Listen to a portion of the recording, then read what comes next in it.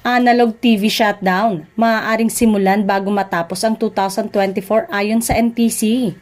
Mukhang bilang na nga ang mga araw ng ating mga makasaysayang panonood sa analog television. Ito ay matapos ihayag ng National Telecommunication Commission o NTC na maaari nilang simulan ang analog television shutdown bago matapos ang 2024. Initially, maaari ngang simulan ito sa Kalakhang, Maynila o sa Mega Manila bilang bahagi ng paglipat ng bansa sa Digital Terrestrial Television o DTT.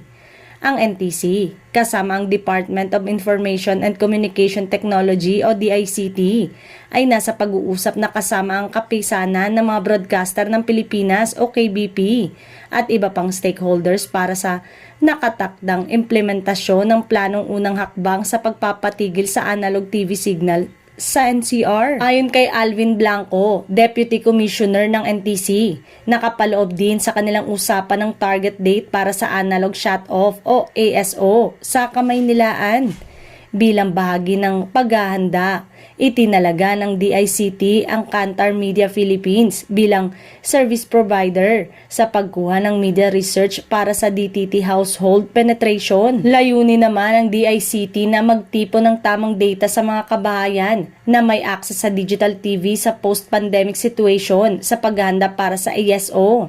Ang ASO ay isang proseso ng pagpapatigil sa analog terrestrial transmission at ang paglipat sa digital TV signal.